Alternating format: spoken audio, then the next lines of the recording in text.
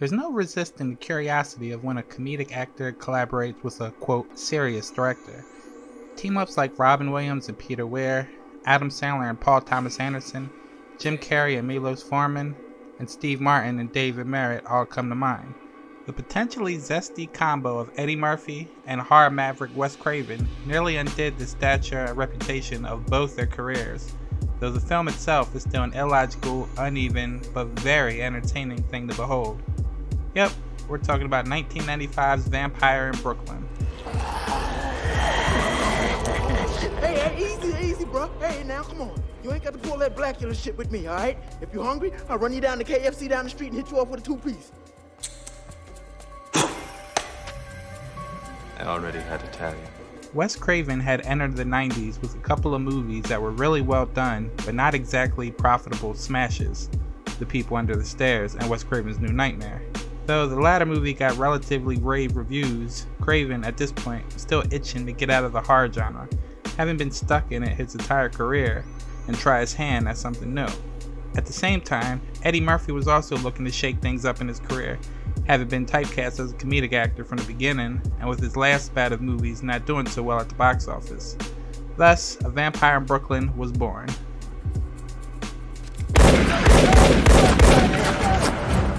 I've been stabbed, and I've been hanged, and I've been burned. Even broken on the rack once, but I've never been shot before. Kind of itches a little. The story is by the numbers vampire lore, with Murphy starring as Maximilian, an upper-crust bloodsucker from an island in the Bermuda Triangle looking to seduce a Brooklyn cop named Rita, played by Angela Bassett, who must give herself to him voluntarily, for some reason. There's even a Van Helsing-like scholar who tries to help Rita's partner kill the monster. The only unique twist is that unbeknownst to Rita, her mother once got freaky with a vampire, making Rita half Nosferatu. Thus, Maximilian begins a quest that all men must undertake with their significant others at some point. He must bring out her natural inclination to suck.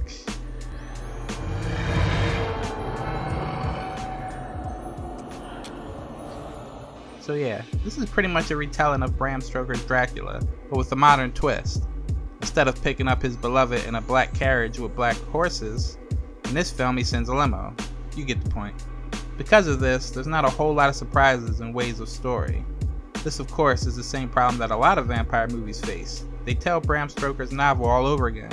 They simply change the setting or the air, but it's the same story. So if you've seen your share of vampire movies, then you know what you're going to get with this one.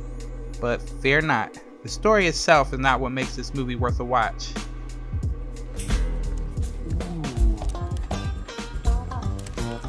Info, Happy Meal.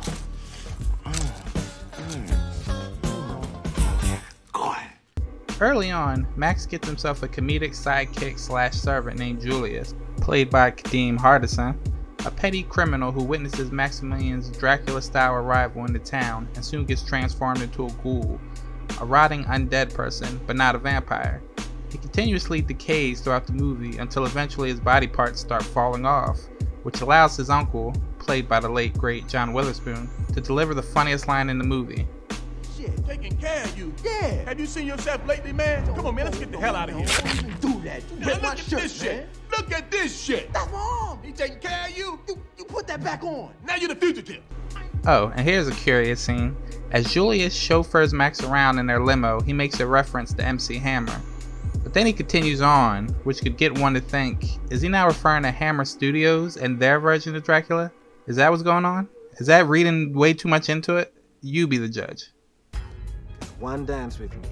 One dance should be mine. Oh, now see, yeah. Now you're talking, player. Now you're talking. Take a dance. I bet you dance that old wild hammer shit. So now let's put on some music, and I want you to show me what you gonna do when you get in there, you old wild vampire self. Show me that old hammer shit you gonna do. That old cape shit.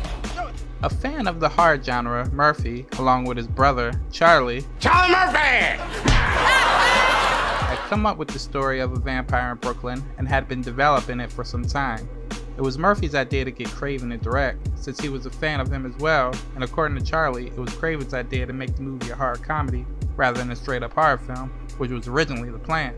Because Murphy, who also was a producer on the film, wanted to play the title character as a straight villain with no comedic aspects to him whatsoever, Craven found him difficult to direct and said he often ignored what he asked of him.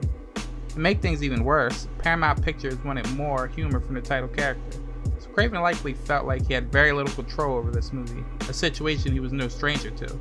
In the end, the movie didn't do anything for either man's career, but, ironically, both of them would score major hits the following year, Murphy with The Nutty Professor and Craven with Scream. Come over here. Come on in, let's your walk. Come over. Then you gonna limp back. You walk over, but you're limping back.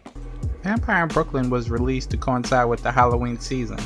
The film received mostly negative reviews, and indeed was considered at the time as a lesser film of both Murphy and Craven.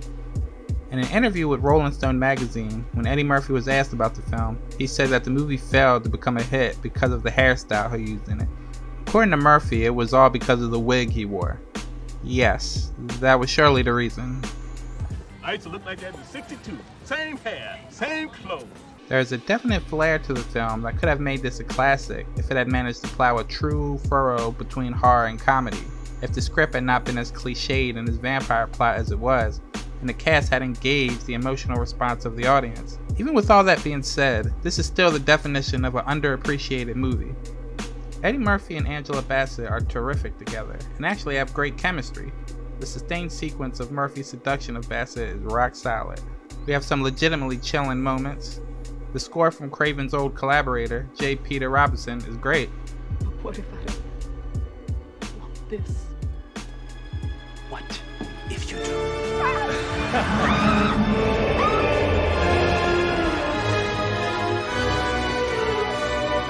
And the humor, particularly from John Witherspoon and Kadeem Hardison, is straight up hilarious.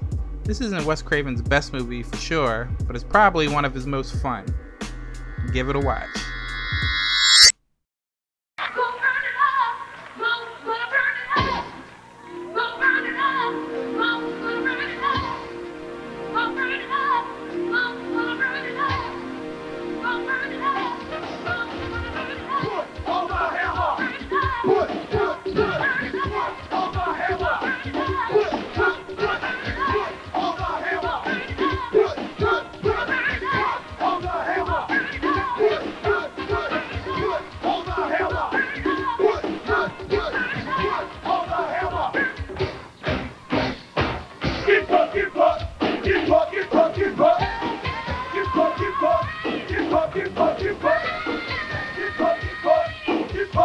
Keep up.